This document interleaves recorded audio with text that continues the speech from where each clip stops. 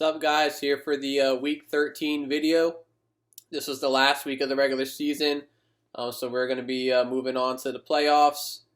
Looking here at the playoff bracket, looks like Michael finished the regular season in first, so he will get a bye. Josh was in second, so he will also receive a bye. Then the third seed went to Matt, who will be playing Garrett number 2, and then Jason will be playing Kenny. So let's see, we have three newcomers in the playoff bracket, along with three other guys who've only been in the league 2 or 3 years.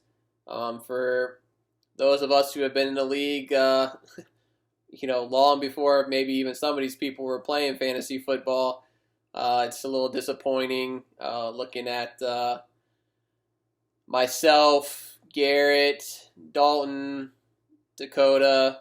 I think all of us have been in the league for probably five plus years.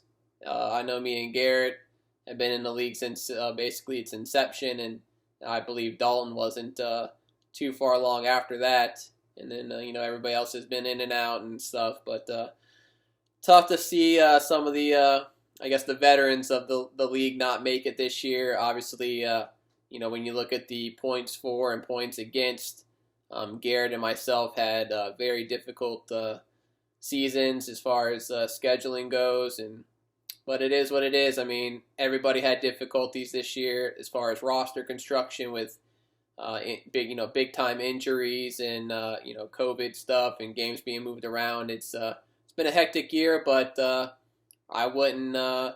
There's not a chance in hell that there would be a football season. I'm not playing fantasy football. I love it, and that's why I'm here. So we're gonna touch base on some of the matchups from this past week. First up, I got myself versus Garrett. Wasn't too close. I was able to win this one. It was 147 to 131. I did have the benefit that Garrett had quite a bit of his team on bye week this week, but I mean, it happens. Taysom Hill played all right for me.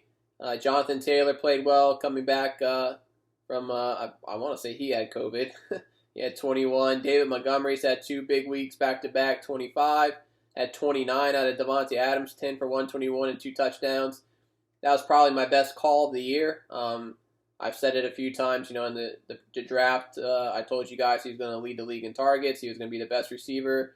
Not that was, too crazy of a call. There's no way anybody didn't have him in the top 5. I know a lot of people either had him 2 or 3, but so it's not like I made a bold statement by any means, but I did say it. Defense and my kicker both got double-digit points. Hayden Hurst struggled. Keenan Allen struggled. The whole Los Angeles Chargers struggled. I got 0 points out of CEH. He was active for the game, and I told myself if he's active, I'm playing him. And then he was active and didn't play. So it is what it is. Luckily, I didn't really need the win. I wasn't going to make the playoffs, so it made no difference. Same with Garrett. So looking at his team, Trubisky didn't play that well. He got 13. Kamara got in the end zone, got 17.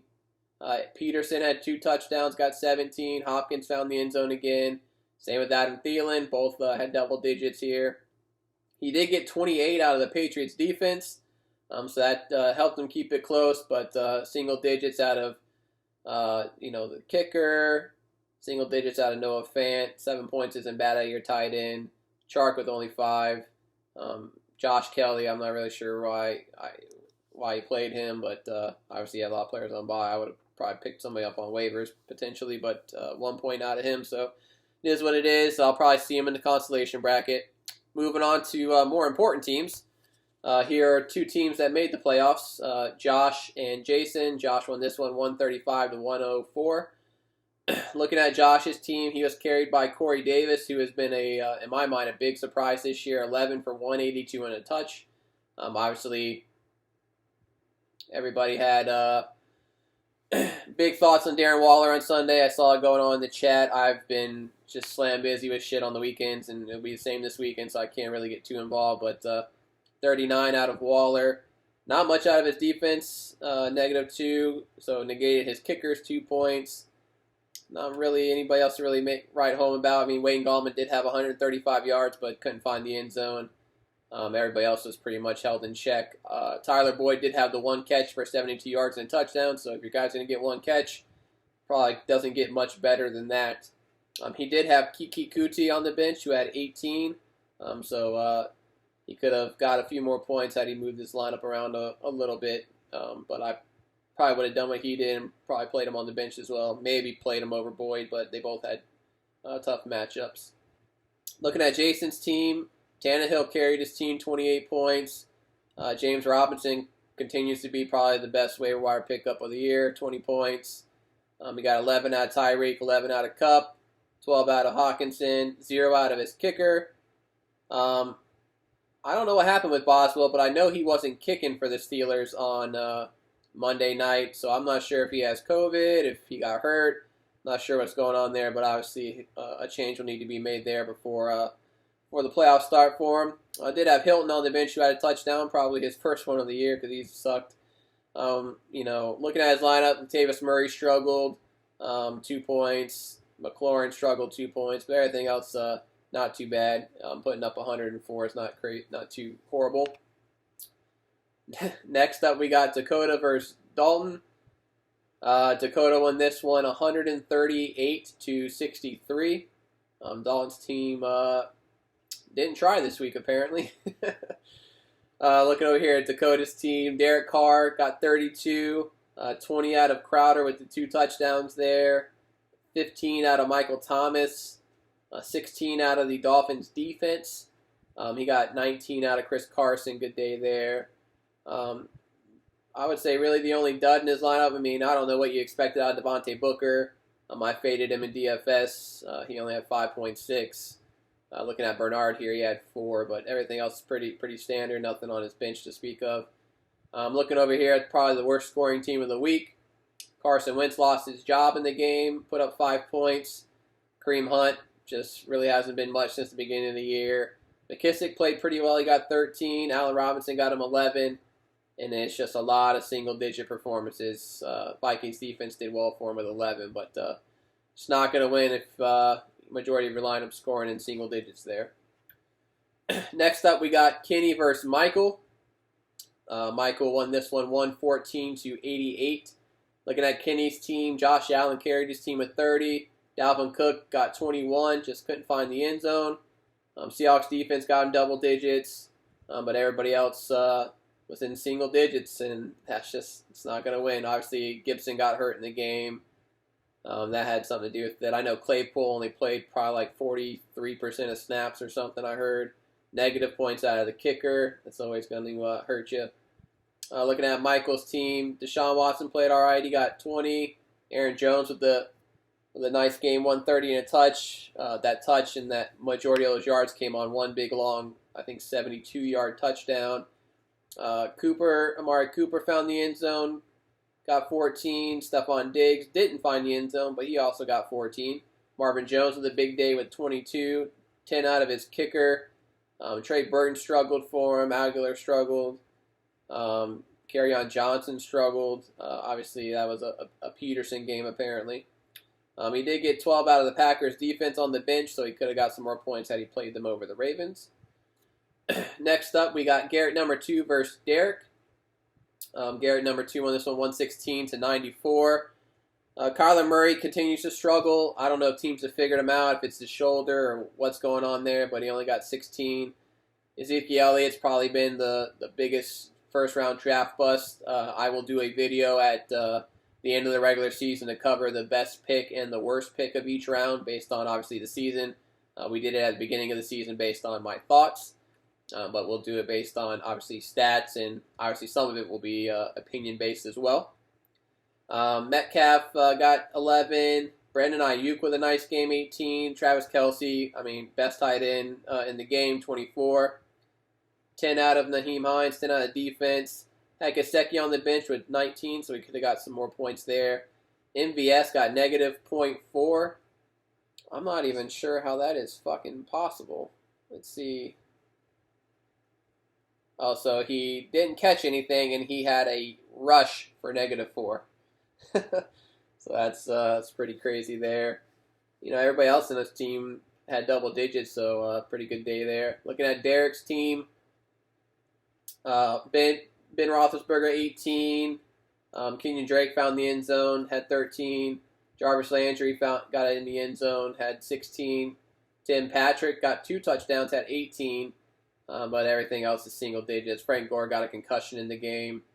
Did have Jared Goff on the bench with 24 and Melvin Gordon with 14. Obviously, Derek's had the worst team all season. When you look at his team, it looks like shit in my opinion. I mean, I know he's had a lot of injuries this year. He lost Barkley. He's lost George Kittle. He doesn't have Drew Brees. I mean, I guess Brees and Roethlisberger are interchangeable. Mostert's been out, during the year. Just a tough year for him, but man, I mean, when you look at his receivers, Landry, Patrick, and Shepard, that's your top 3. It's that's rough. That's real rough there. I mean, to me, Landry's at a wide receiver 3. Patrick's a wide receiver 3, flex option. Shepard's in the same boat. I mean, you have in my opinion, no receiver 2s, no receiver 1s on the team, so it's tough to win with that. Last matchup we got here, we got Casey versus Matt. So it's 131 to 124 in favor of Casey.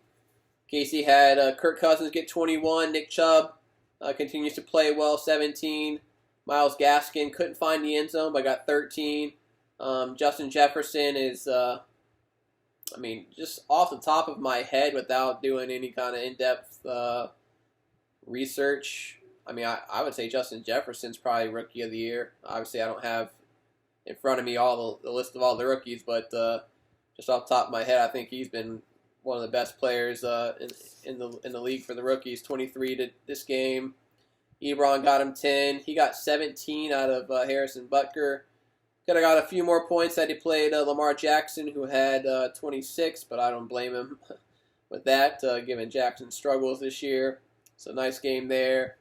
No real duds in his lineup. I mean, everybody played decent. At least, I try to weigh it in on what I expect them to do in their matchup as well. So looking over here at Matt's team, Patrick Mahomes struggled. He only had 20. It's kind of funny, or 19. It's kind of funny you say he struggled when he had 19, but you expect more out of Mahomes there.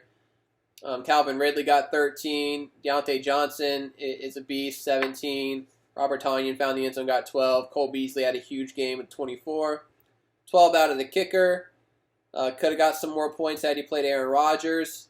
Could have got 4 more points there, but nothing else really going on the bench.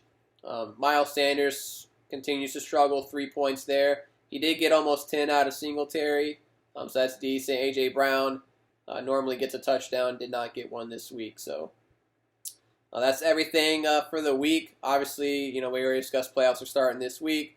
Obviously, for all those in the playoffs, best of luck. Trying to get top, obviously win the belt. So we will have a new champ this year, as Dalton is the current champ, and we'll be sleeping with that belt for the next month.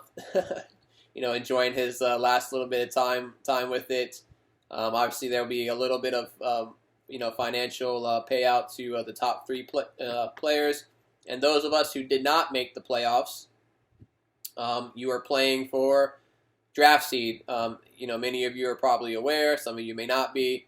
The better you do in the consolation bracket, the higher draft pick you will have in the draft. Meaning, if you have the best record, most points, in the consolation bracket, you will have the number 1 pick. It goes by record, and then if 2 people are tied, there's no way 2 people will be tied at 3-0. But if people are tied at 2-1 overall, then it'll go to total points scored, and that person will get the higher or the better pick there. And then if you're in the winners bracket, you're obviously playing for the championship. Pretty much once you're out, you're still competing because actually at that point, if you lose, you get a better pick. But so that's kind of up to you. But best of luck to everybody. Obviously, I feel that the honorable thing to do is to always play to win. I think there's maybe some karma involved if you play to try to tank or whatever it may be. But you can do whatever you want. I mean, your season's pretty much over, once you lose in the winners bracket. So best of luck to everybody. Waivers are processed tomorrow for the first time at noon because we had a game last night, and there is a game tomorrow night. It'll be Patriots and Rams.